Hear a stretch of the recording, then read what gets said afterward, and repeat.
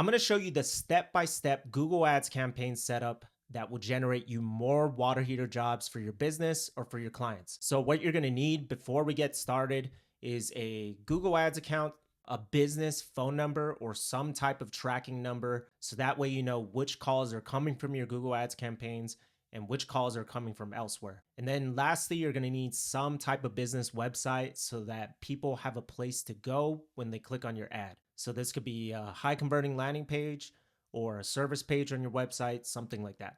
So if you don't have that set up, pause the video, get those set up, build a website real quick. And if you have all those set, then we're good to go. Let's dive in. So by now you should be logged into your Google Ads account and it should look something like this. Sometimes the interface changes, but as of 2025, this is how it looks. So first thing you're going to want to do is click on the plus sign. There's several plus signs here.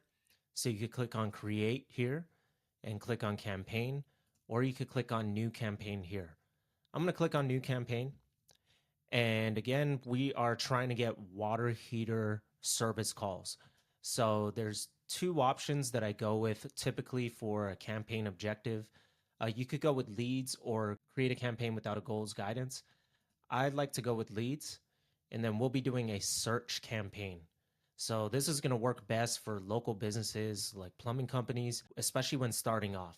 I know Performance Max gets a bunch of buzz around it, but especially if your budget is not massive, I'd like to start with a search campaign and then layer on other campaign objectives down the road. All right, so we'll do a search campaign and then select the ways you'd like to reach your goal. We're going to leave that blank for now, and we'll set that up in a little bit. Click on continue, and then you're going to need to choose your leads conversion goals. Let's say the budget is $100 a day. I might split it up and build out a few different campaigns depending on what clients want. For this example, we're going to start off with a phone calls from your ads conversion goal. So I'm going to click on that. There is an option to see more. Let's say you want more booked appointments directly from your ad or form submissions, that sort of thing. You can choose that, but we want to drive phone calls to our business. All right, and next we're going to need to name the campaign. Now this is super important, especially as you build out more and more campaigns. You need to be super organized because it can get very messy when you're trying to tweak and optimize the campaigns. So I typically name them the main keyword theme or keyword for the campaign that we'll be building and the campaign type. So in this case, let's do water heater repair. That's the type of calls that we're going to want to generate. And then we are creating a call only campaign. All right, so for bidding, Google tends to want you to bid for conversions right away.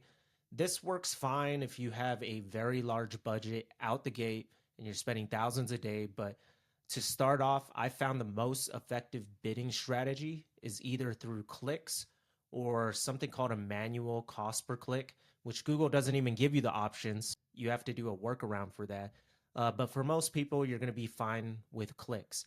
And what the bidding does is basically it's going to try to get you the most clicks as possible. Now, what we're going to do a little bit later is set up our conversion actions so that clicks can become conversions. And then we can tell Google, hey, we want more of these types of conversions. And when we have enough data, then we're going to change our bidding strategy to conversions. But for now, just do clicks. You can leave this blank, click on next. Now Google's going to automatically try to get you to run ads on Google Search Partners network. It's even saying recommended. I always turn that off. I've split tested a bunch of times, and typically you're going to get less quality clicks and less conversions for your campaign while still spending money. So definitely leave that off. And then if you need to exhaust more of your budget down the road, we could start layering those things back in. But for now, you want to leave that off. And then we have locations. So this is where you're going to put the location that you want your ads to show in.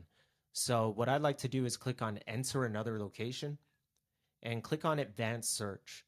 And there you could drag the map around and kind of look for your location manually, or you could type in the area that you want to target.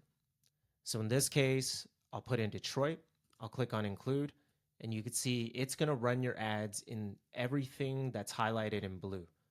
There's another option if you need to find another location. You can click on this button, show all areas, and it'll kind of give you a section that's grayed out. You can click on any section and click on include or exclude. So if you want to include this area, now we're targeting this area.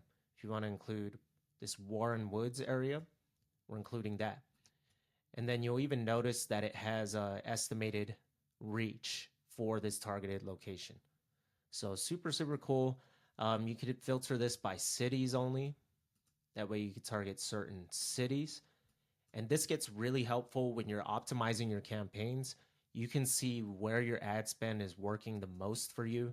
There's an option inside of Google where you can list all of your locations and actually see which ones are performing better than others. So I like to have multiple locations. What I see some other advertisers do is they target by radius. And what this does is you can actually control your radius zone. So let's say 10-mile radius. I'm going to drag this pin, click it over here, and you see you can target everything within this 10-mile radius. What I've found is that it's difficult to optimize your campaigns because when you're organizing by locations, it's going to say, I got X amount of clicks and X amount of phone calls within this radius, and there's no way to adjust your bidding or turn locations on and off because you're stuck with this one single location. So I like to add the locations one by one. All right, so let's do that real quick here. I'm going to add a couple of things on the outskirts of Detroit. Click on that. And you kind of get the picture. I don't want to take too much time here, but you could click them one by one like that. If you want to use the radius option, if that's still more friendly for you, then I like to reduce the radius, let's say to 5 miles. And then I could start adding some radiuses to target. But let's say you're having an internal meeting and you're trying to see which neighborhoods are performing better. It gets a little bit more challenging when you're looking at this radius option, because if you see this right here, that's the data you're going to see. You're going to see that your ads are performing like X, Y, and Z in this radius. It's kind of confusing. So I don't like to use the radius too often. All right. So now that we have our location set, you're going to click on save. The next thing you want to do is exclude certain locations. Now, what I've found, especially in more competitive cities, you're going to get people clicking on your ads from all over the world or maybe from neighboring states. So I actually have a list that I use and I just paste it in here to exclude certain cities. You can manually do that. So let's say we want to exclude everyone in Wisconsin. You could type in Wisconsin and click on exclude. And you can see it's all red here. That means your ad will not show to people physically inside of Wisconsin. Okay, so let me actually show you what I do. I have a list of countries here. And I'll paste that. If you want to add locations in bulk, you can just click on that button here. I'm going to paste that, and I'm going to search for all these countries and click on exclude all. So you can see how it excludes search traffic from all these countries. That way you're not getting people from another country clicking on your ad, trying to sell you something and whatnot. Okay, and we could do the same thing for states, cities, whatever you'd like. So let me actually do it for states. I'm going to click on all the states here. And then because we are targeting Michigan, I'm going to take out Michigan. Click on search and exclude all. And there you have it. You can see how our ads are getting more and more targeted. That way it's only going to be showing the people we want to show it to. So I'm going to click on save. That looks pretty good. And then the next really important option go to location options here and make sure you toggle on presence. So that means your ads will only show to people who are in or regularly in your included locations. So everything in blue on the map, that's your included locations. So we want your ads to only show to the people in the areas that you wanted them to show in. Moving on, we have languages. Of course, choose your specific language that you want to run ads for. Audience segments. This is a really important one because it's going to give you data that will help you optimize your ads more and more in the future. So you can leave it on this observation setting, but we want to start looking at different audiences and how they do with your ads. So let's say we want to target homeowners. Okay. So you can see homeowners, maybe renters, maybe we want to target employers, maybe people in the construction industry, things like that. Then I'll do plumbers. And maybe we want to target people who are in the market for plumbing services, meaning they're interested in hiring plumbing professionals to fix plumbing issues. Sounds pretty good if you are running a water heater campaign. This is going to be an observation only, so we're only collecting the data from this audience. We're not actually spending money trying to target these people. So let's say homeowners are performing super good, like your ads that are converting into phone calls are coming from a lot of homeowners. We will be able to then get that data and then eventually target, because we could change this to targeting. We could eventually target homeowners and try to make our ads perform better and better. So that's the rinse and repeat sort of optimization process. All right, moving on, I'm going to click on more settings. And then ad schedule is so important. So you want your ads to only be running when someone is available to answer the phone. When your ads generate a phone call and no one's there to pick up the phone call, that's going to tell Google like, hey, I'm generating phone calls and it's sending it to this business, but no one's picking up. Maybe I shouldn't be showing the ad to that type of person. And you're kind of skewing the data that you're giving to Google, and it's going to make your ads perform worse. So we want to change this to the correct business hours. So let's say you're Monday through Friday and you're running your ads at 6 a.m. You have someone at 6 a.m. to answer the phone all the way to 6 p.m. or 1800. So I'm going to leave it like that. And you do have the option to have alternating hours day by day, or maybe on weekends or on Saturdays, you have certain hours. Sundays, you have a certain set of hours. So you can change this accordingly. But that's really important to have that dialed in. Again, you'll be able to optimize your ads for the best performing days in the future. Okay, so then I'm going to click on more settings. That looks good. I like to leave this ad rotation to show the best performing ads. And all looks good. And then we have our ad group. This is where you're going to want to add sort of the theme that you'll be targeting for your ads. And then we have keywords. I know it can be confusing for a lot of people. Usually I already do keyword research before setting up a campaign. But if you're starting from scratch, there's a few ways to get keywords to use for your ad group. Each ad group has its own set of keywords. So a few ways is to put your actual website here. What Google will do is scan your website and then give you suggested keywords to use, or you could simply search for what you're trying to advertise. So let's say we want water heater repair jobs.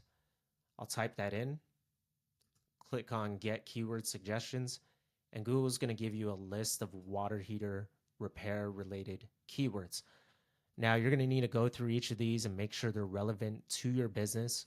What I'd like to use is high intent keywords. And what I found, especially with recent Google updates, is that I'd like to start Google ad campaigns with broad match keywords. So if you see this here in this tiny grayed out text, you have broad match, phrase match, and exact match. So broad match keywords is, hey, when someone searches anything that could possibly be related to water heater repair, show your ad. Phrase match means, hey, when anyone searches anything and part of the phrase has water heater repair inside of it, show your ads. So that could be water heater repair and installation in Ohio.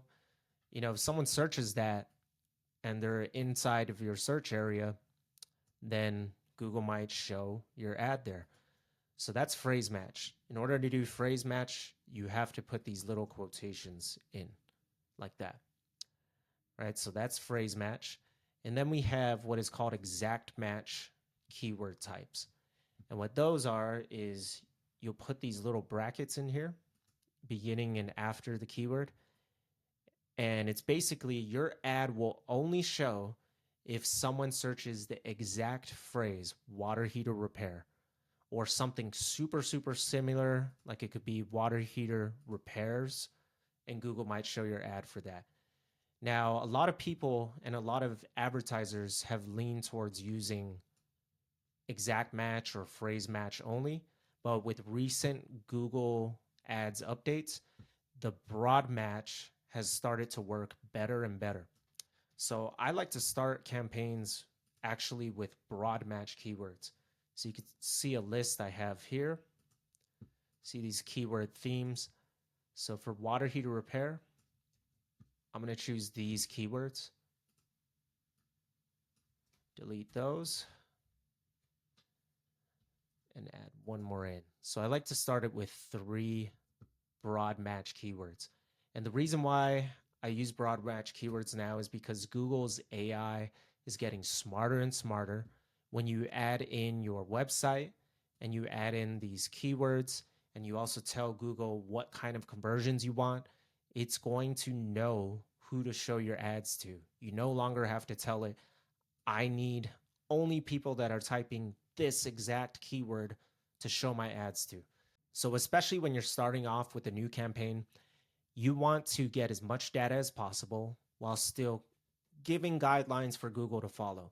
So with the new broad match feature with Google, it actually works super well. You only need a few keywords. So if any advertising agency says, yeah, we need to charge you thousands and thousands of dollars because we do extensive keyword research to be able to run a single ad, it's not true anymore. So I would steer clear of that. You can start with broad match keywords. They work great. I've tested this for the last probably 4 months, and it's outperformed these long, extensive keyword lists that we used to come up with. So broad match keywords all the way. And Google's going to give you the option to add more keywords. You could always add more in the future. But again, for now, I like to use these keyword themes. And then we're running a call ad. So you could click on this here, and you're going to need to put in your number.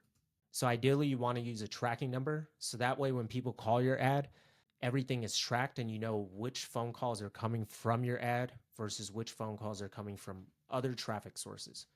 So after you add your tracking number, you're going to want to add a URL or your business website so that when people click on your ad, it can send them to your business website. Now, ideally, you want to actually send them to a high converting landing page. That's what I do with my agencies. What that is it's a page designed solely for people to take action. It's not there for people to browse and find out a little bit about your company, the history, what you do for charitable donations, nothing like that. But really, it's designed with the sole purpose for them to take action, call you, or fill out a contact form requesting a quote of some sort. And that way, your ad creates a conversion and generates you more business. So in this case, I'll put a link here. Boom. Cool. And for display path, what I'd like to do, a lot of marketers, I don't know why they leave this blank. It's an opportunity to add value and entice people to click on your ad more. So I like to actually add some type of offer. So in this case, I'll do 25 off, some type of offer that you're promoting. Now for the headlines, if I were to rank these in order of importance, your headline is the most important part of your ad. Secondly, would be your descriptions. And lastly, would be the display path here. Of course, you want a phone number showing and everything else that you could include in an ad so that you could take up more and more space. But particularly for call ads, you want a solid headline with a solid offer, your business name, good descriptions, and a display path showing. So I'm going to type in a offer here, something like that. And then some type of call to action. That's what I'd like to add on headline number 2. Let's see. Call now for estimate. Sometimes it won't fit. We have a 30 character limit, so I might change that to quote. Call now for quote. Now let's add the business name. Okay, and again, descriptions. We want to reiterate the value, the offer that we're adding. Why should people click on your ad? Establish trust with them and let them know, like, hey, I'm searching for water heater repair, and this looks like the company that I need to reach out to. So I could put, so I'm putting get up to $200 off water heater services because that's the high-end offer for this company. They have $200 off a new water heater tank. And they were top rated in their area. So I could put Metro Detroit in 2024. Okay, it looks like we're out of characters. So maybe I'll put in call now. One thing to note when you're writing your ad copy, Google does not allow all caps. It doesn't allow gimmicky text like maybe like free in all caps and then some type of gimmicky offer. And it doesn't allow a bunch of exclamation points, special characters like that. But what I found does work is questions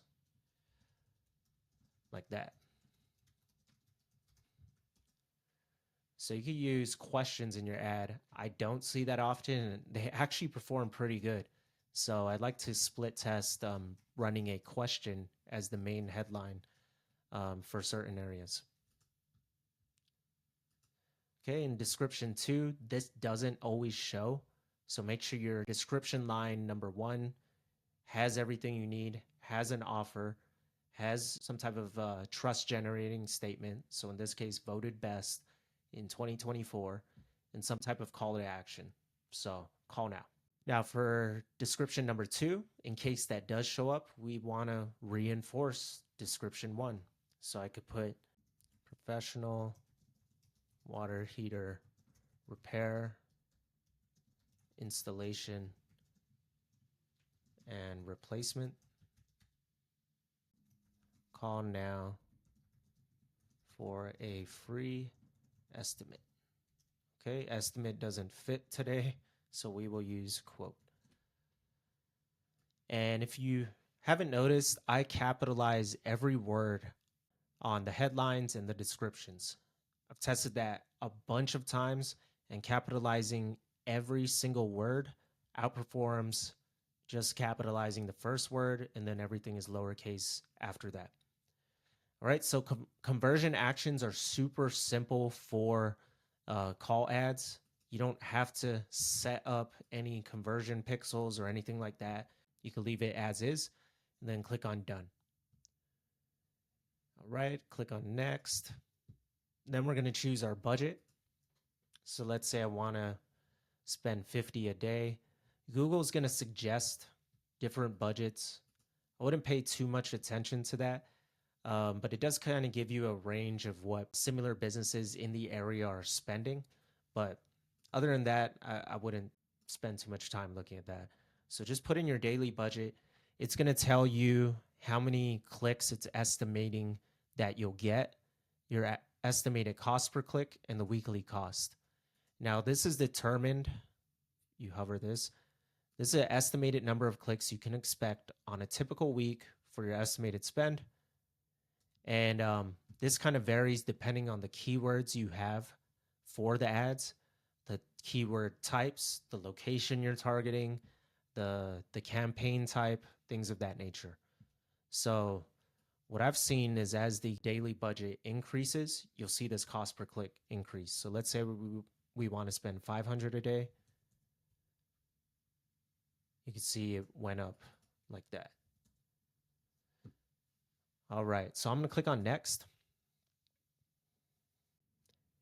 And if there are any errors, Google will let you know. You'll see sort of these red exclamation points. But for now, it looks good. I'm going to click on publish.